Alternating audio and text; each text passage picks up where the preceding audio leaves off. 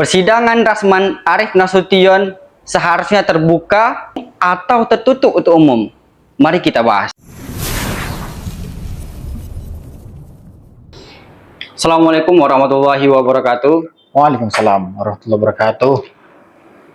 Kembali berjumpa lagi bersama kami berdua di dunia hukum. Jadi begini Pak, kembali kita dihebohkan sama proses di persidangan Pak. Ya. Tentang perkaranya itu Rasman Nasution di Pengadilan Negeri Jakarta Utara. Ya. Ada pihak orang itu yang mengajukan keberatan, kemudian sampai naik ke atas meja Pak dalam persidangan tadi Pak. Naik ke atas meja sidang. Iya betul. Wah, luar biasa. Nah kira-kira bagaimana pendapat Bapak atau bagaimana kejadian semulanya itu sampai titik di mana terjadinya keributan itu Pak? Oke. Nah, kita kan tidak mengikuti sidang. Betul. Tetapi kita juga membaca di beberapa media. Nah, kita lihat terdakwa yang atas nama Rasman Arief Nasution ini, Ya. dia menginginkan bahwa persidangan itu dilakukan secara terbuka. Oke. Karena dia sudah mempersiapkan mungkin medianya, live-nya. Dan kemudian majelis hakim menyatakan bahwa sidangnya tertutup. Ya. Disitulah awal mulanya bahwa Bang Rasman mengajukan keberatan untuk sidangnya dinyatakan tertutup. Ya. Nah, penyampaian keberatan-keberatan itu mungkin secara keras berulang-ulang, dan kemudian Bang Rasman mendatangi Bang Hotman sebagai saksi korban. Disitulah mulai terjadi kericuhan. Nah, mungkin singkatnya kalau tidak salah seperti itu yang di kejadian persidangan. Jadi sebetulnya sidang apa aja yang tertutup dan terbuka gitu Pak? Nah, sebetulnya sidang yang terbuka untuk umum itu kan sidang yang boleh dihadirkan oleh boleh penonton kita bilang, atau orang luar, oleh media.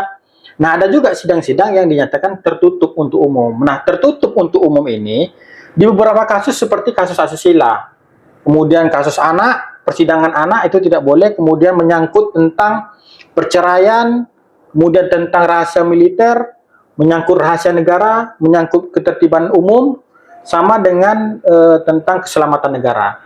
Nah, di luar daripada itu, maka sidang harus dinyatakan terbuka untuk umum. Oke. Nah, begitu. Jadi begini, menurut Bapak pribadi, perkara sidang Rasman ini terbuka apa tertutup?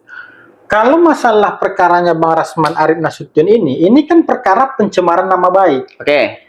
Secara hukum memang ini sidangnya terbuka. Terbuka. Untuk umum. Ya. Nah, itu juga sebagaimana adanya pasal 153 ayat 3 KUHP yang menerangkan untuk keperluan pemeriksaan hakim ketua sidang membuka sidang dan menyatakan terbuka untuk umum kecuali dalam perkara mengenai kesusilaan atau terdakwanya anak-anak. Bahkan dijelaskan lagi di pasal 153 ayat 4-nya bahwa jika ketentuan tersebut tidak terpenuhi, maka mengakibatkan batalnya putusan demi hukum. Jadi dalam konteks secara umum, perkara Bang Rasman Arief Nasution ini terbuka. Oke. Tetapi ada pengecualiannya. Kecuali apa?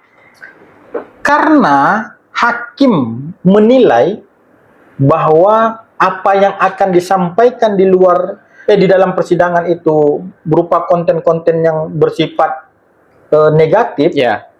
Nah, atau kita sampaikan bersifat kesusilaan, maka hakim mengambil kebijakan dengan menetapkan sidang tertutup. Jadi pada bagian itu saja yang sidang tertutup. Bagian itu aja ya? Bagian itu, dan itu diperbolehkan. Nah, Bang Rasman juga sebetulnya boleh mengajukan keberatan kepada hakim, yang apabila hakim itu menolak, maka hanya boleh dicatat di agenda persidangan. Jadi boleh dicatat gitu. Tapi tidak harus sampai bahwa apa yang menjadi keberatan harus dikabulkan, tidak seperti itu, karena hakimlah yang memiliki kewenangan bersidang, begitu.